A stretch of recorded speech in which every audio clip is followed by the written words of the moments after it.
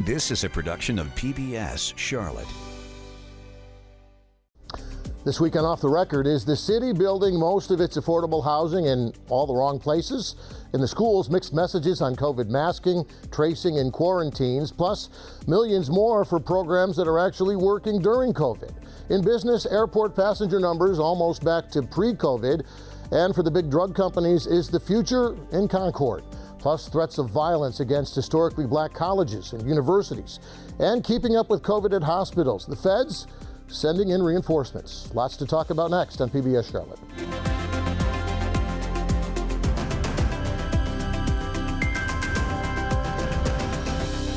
And from our PBS Charlotte studios in historic Plaza Midwood, I'm Jeff Sonnier, and we're off the record talking about the stories you've been talking about this week. And if you watch the news, read the news and listen to the news, well, you'll recognize the names and faces around our virtual table. Danielle Shemtob from Axios Charlotte, Steve Crump from WBTV, Anna Maria Della Costa from the Charlotte Observer, and Colin Hughley from the Charlotte Business Journal. You can also join the conversation anytime.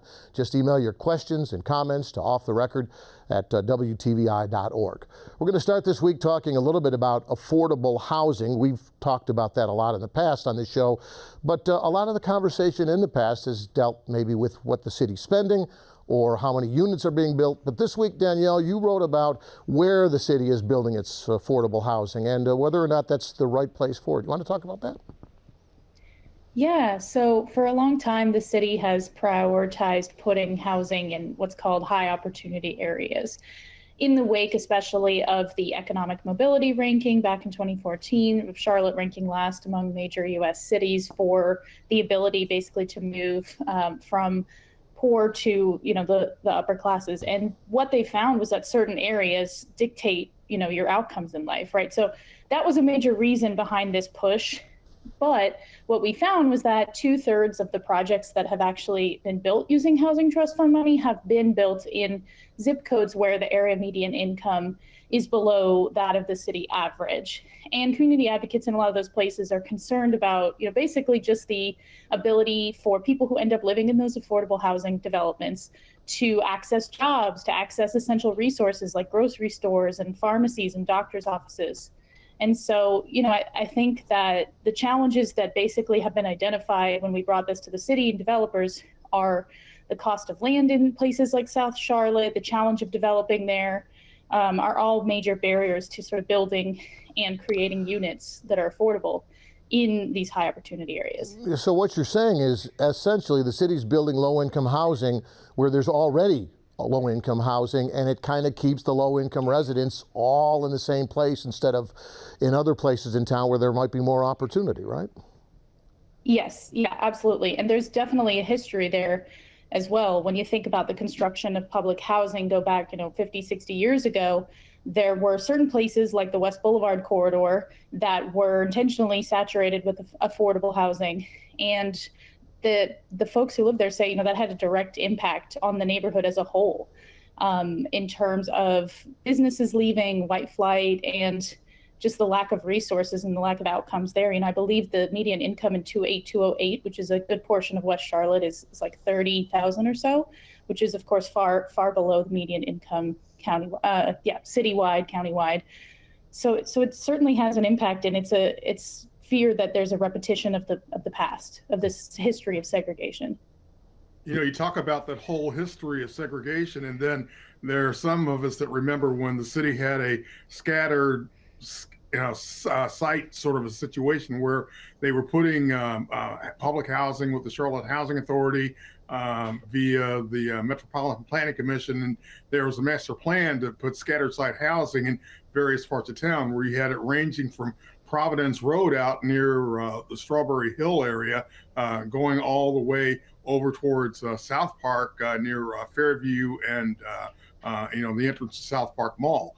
But the question is, it kind of goes to who wants it in their backyard, how is it defined, and how is there a level of equity? And if you go even one step further and look at some of the properties that the city of Charlotte owned that they've sold to developers that were kind of under the watch of the housing authority itself, it does in fact raise some new questions.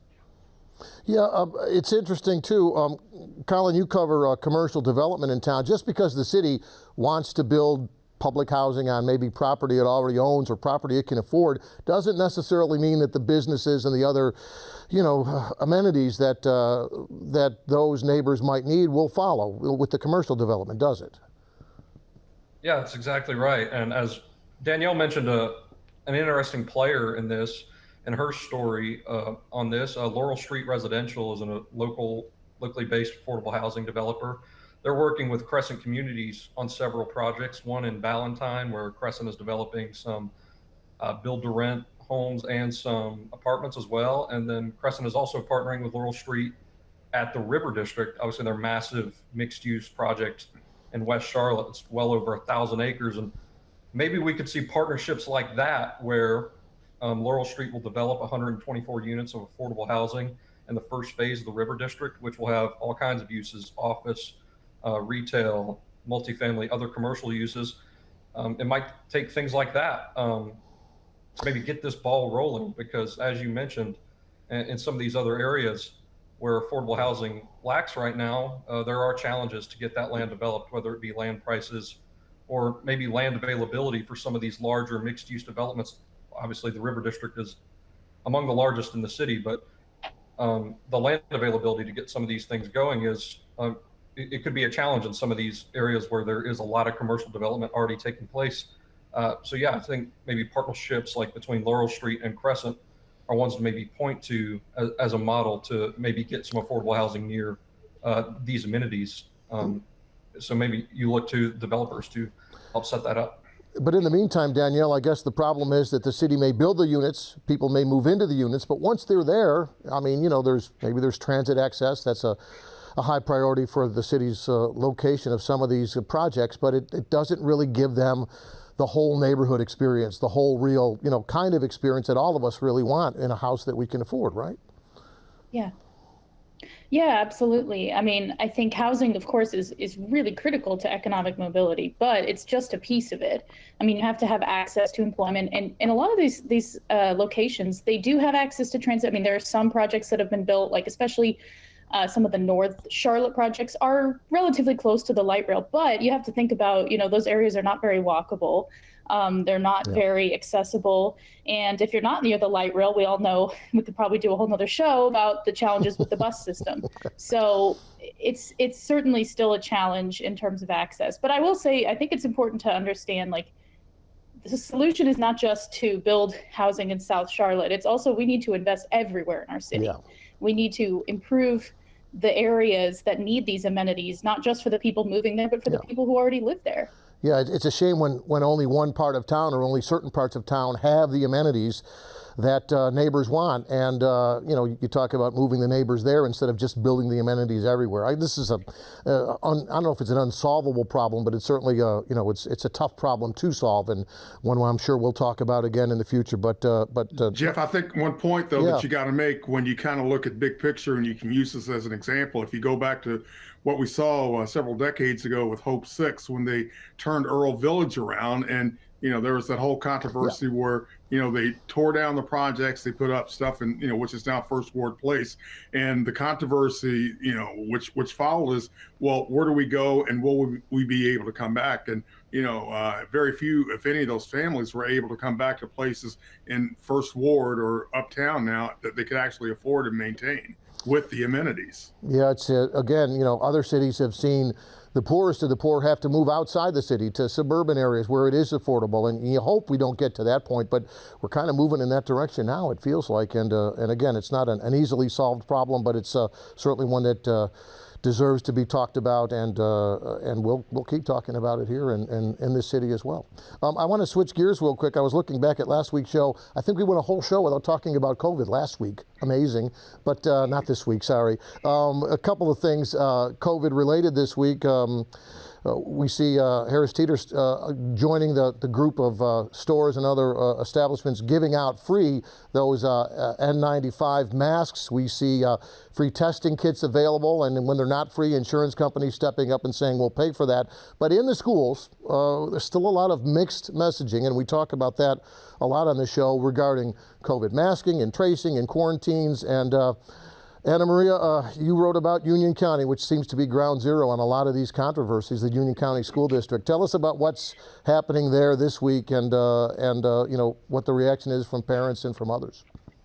Well, Union County, as you know, has always been, or I shouldn't say as always, but since the pandemic started, it has been at the forefront of a lot of this stuff, as far as whether kids should be in school, as far as masking in school. And they just, every so often, they keep making these decisions that aren't always decisions that set well with a lot of parents. But, you know, Union County School Board isn't sitting back and saying, well, let's see what the other school districts do. They're doing it. So they decided this week to end contact tracing and quarantines in schools. Now, that's just if you're not showing symptoms or you're sick.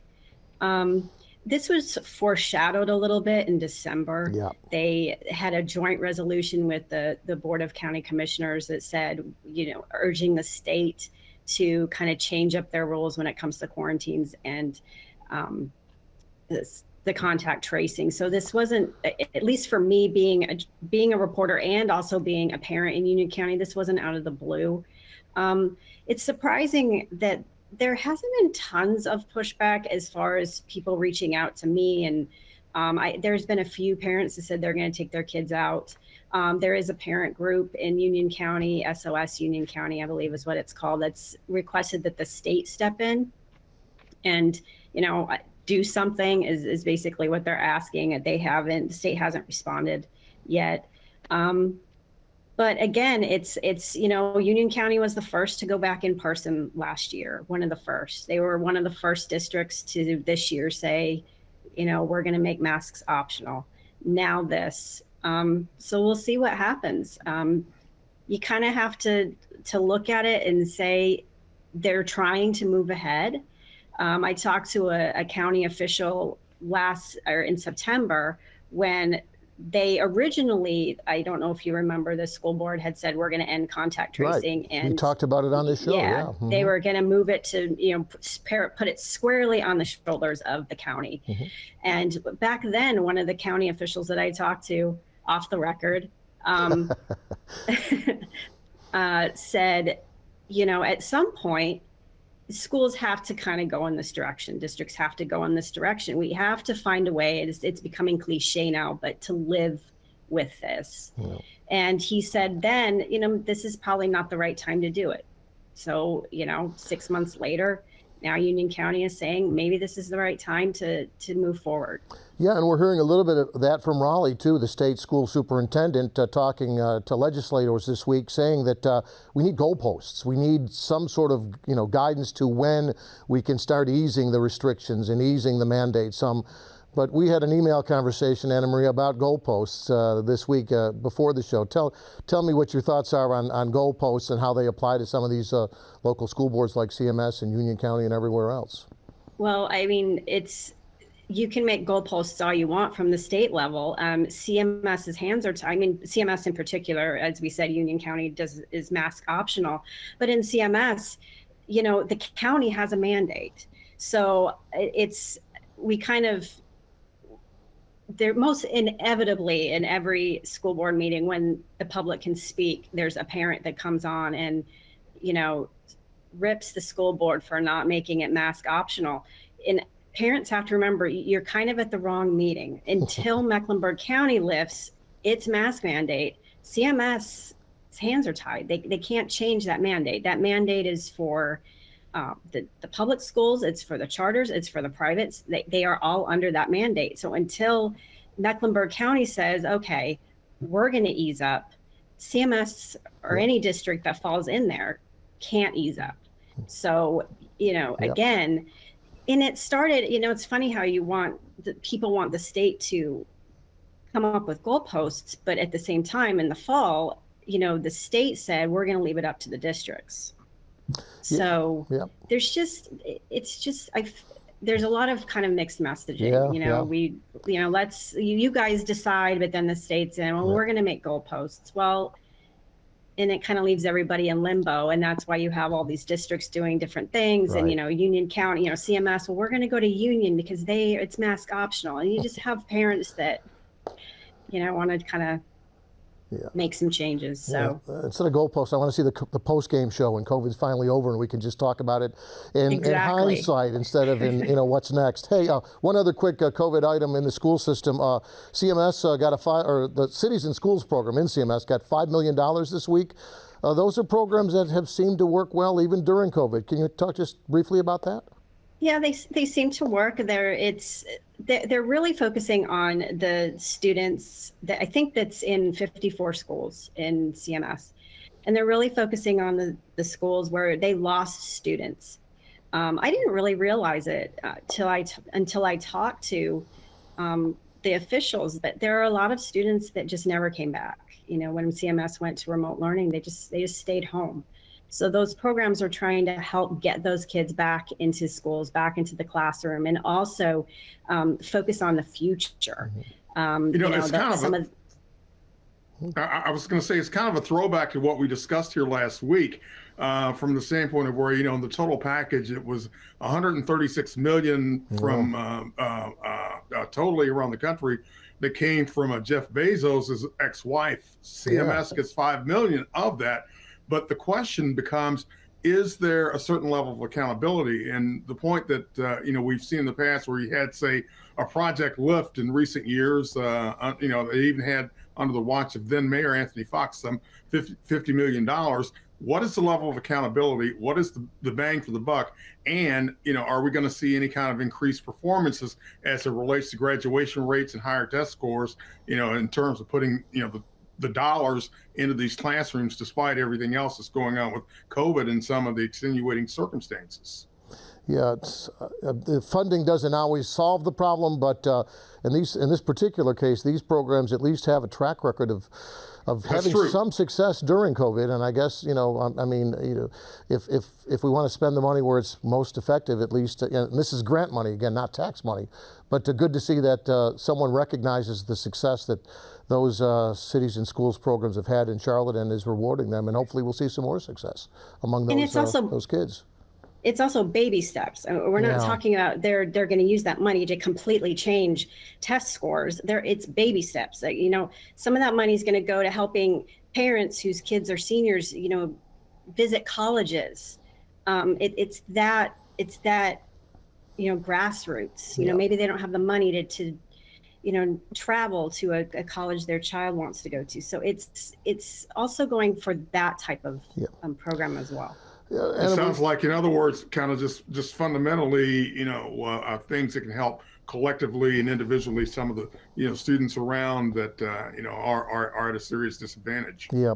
Yes. Steve, speaking of education, Steve, you brought a story to our attention this week regarding the historically black colleges and universities. We've got them in the area here, and there's been some uneasy feelings on those campuses this week, hasn't there? Well, within our viewing area, Jeff, we've been very lucky from the standpoint of what we've seen, at places, say, Howard University, Morgan State, Spelman in Atlanta, Morehouse, those schools. There was more than a dozen threats on the first day of Black History Month this week as it related to historically black colleges. But here in the Charlotte area, it worked out pretty well because Johnson C. Smith University, they did not receive any threats. It's the same case with Livingstone in Salisbury, as well as Friendship College in Rock Hill, South Carolina. The administrations of those institutions were very proactive, and they even beefed up security, worked with local law enforcement. So in terms of what we saw here in the Charlotte metro area, knock on wood, nothing happened. And as you look at the story nationally, the feds were on the case real quick from the standpoint of where there were 6 suspects that have been nabbed. From what we understand, they're all juveniles. But even at the end of the day, there's just a level of inherent uneasiness, from the disruptions that they were coming in at 3 and 4 in the morning, and students were being rousted out of bed, parents were being alerted, and then you had law enforcement on the edge. But then again, while it was a national issue, locally we fared pretty well. Yeah, and you hope it stays that way too. That these threats are never good, but they've only been threats so far, and there's been no real real evidence of anything behind just the threat itself. Just a sad story overall, and one more thing for those college students to deal with in a difficult period right now, I suppose. So I want to change gears over to business news a little bit. We saw a big announcement. It was actually at the end of last week, but we came in too late for us to talk about it. Eli Lilly, one of the big pharma companies, deciding to expand into our area, into Concord. Colin, you wrote extensively about how it's the first, but maybe not the last of these companies coming to town. Talk about that. Yeah, so this is a big deal on a couple levels. Eli Lilly, a huge pharmaceutical company, has pledged $1 billion for a 5-building, 800,000 square foot campus at the former Philip Morris site in Concord, obviously one with a lot of history. So I think first off, on the local level, I think this is a big win and a little further validation for local leaders' plans to revive the former Philip Morris site. It is now known as the Grounds at Concord, which is a multi-tenant business park. This pledge now runs the committed investment there well over $2 billion. Wow. This announcement comes just about 6 months after they had a major beverage production campus announced there in July. The investment there was announced at about $1.1 billion. So those are the two biggest pledged investment commitments in the history of Cabarrus County. Wow. And they've come in the last 6 months and they're at the same site. So yeah, this is a big win for the county. Their efforts there, obviously it's been over a decade now since the Philip Morris plant shut down. That was devastating to the local economy. They had another project that tried to locate there. A couple years later, Alivo was going to, I think they pledged about 2,000 jobs created at a large-scale battery plant. Those plans were abandoned. Yeah, now they've got a lot of pledged investment. It's over $2.2 billion, and there's still around 600 acres left at that site. Yeah, so it's go ahead, Jeff. Yeah, the Eli Lilly investment, though, the $1 billion for them, it kind of opens the door to maybe more big pharma companies coming, and that would be not only a big win as well, but a win in a different area. The kinds of jobs that we haven't attracted in the past that often seem to kind of get together, these different companies, in a place that works for them. What are your thoughts on whether this could be the first of other pharmaceutical industry coming to town and creating the kind of high-paying jobs, manufacturing jobs that we haven't seen in the past from that particular industry? Yeah, it's funny. I was actually speaking with a developer probably a week to 2 weeks before this announcement who is active in the life sciences sector elsewhere and was kind of keeping an eye on, hey, maybe one day Charlotte will be a player here and we'd be happy to jump in. And now you get this giant announcement in this sector. You're right. This is something that life sciences industry, this region has not been a huge player in.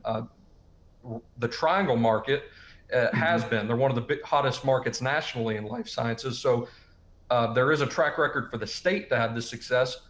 But that developer that I spoke with told me, hey, just the dam needs to break a little bit. A project kind of needs to open the floodgates. They were kind of pointing to Atrium Health's medical school as potentially bringing in more life sciences down the road. But this could possibly do it as well. I spoke with Steve Morris, the Cabarrus County chairman of the board, at the announcement, and he said, Eli Lilly is taking about 415 acres. He kind of hinted that maybe they have some more room in that land for investment in life sciences beyond what was announced, whether that be them or an affiliated company. And obviously there's more land left at the former Philip Morris site as well. So local leaders and state leaders I think are definitely hopeful that this can draw more, because this is one of those landmark projects that could do that. But there aren't many sites in the region that are like the former Philip Morris site. That site has been a player for big national projects. For instance, last year Peloton was considering that site for a 2,100 job project for locating in Ohio. So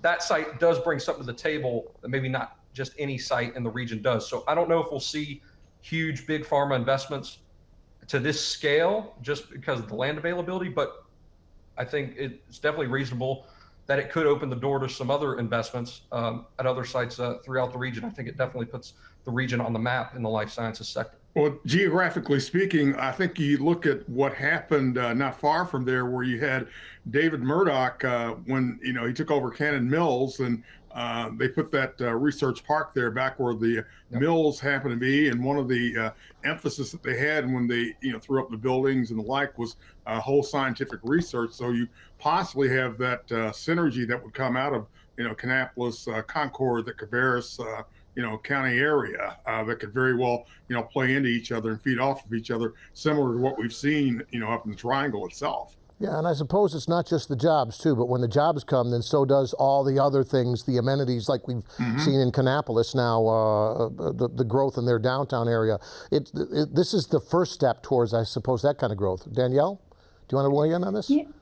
Yeah, I think that, it's also really important to understand the significance to Cabarrus County of this site in general. I mean, when it closed, I believe it was like 2,500 people or something along those lines that got laid off. And so I think just looking at the revival of this site and the way that thousands of jobs have been added there just in the last couple of years. I mean, I think they announced the demolition around maybe 2019 or something like that of the original plant, and they hadn't had any of these announcements yet. So really been quite a few different types of jobs. I believe there's like a cabinet maker. I know one of the first announcements was Carvana, the car company. So there's just I think, a really sort of historical significance to the community of kind of seeing a revival of this site that once was like, really the powerhouse of the community. And then obviously, a lot of people lost jobs. Yeah, symbolically, I think is really, it's a big win symbolically for Concord too. As you said, those historic manufacturing jobs that are gone for good in industries like tobacco and textiles, but seeing them rebound from that and finding new places and new jobs and new industries to come in, that's symbolically important for those communities and for the region as a whole. Hey, folks, we're out of time. And as a side note, too, where with the community colleges and even in as much as the educational facilities where, community colleges are looking to educate people in the area of high tech, and you have an investment like Lilly, that is a very, very easy segue from one to the other. Yeah, we're out of time. That's going to have to be the last word this week. But big news in Concord, big news for everybody when it comes to economic viability in this region, and good news as well. Hey, gang, thanks for joining us this week. Nice discussion. Appreciate you all being with us. And at home, thank you for joining us. You can join us after the show's over as well. Just email your questions or comments, good or bad, to offtherecord@WTVI.org. Thanks for being here, and we'll see you next time right here on Off the Record.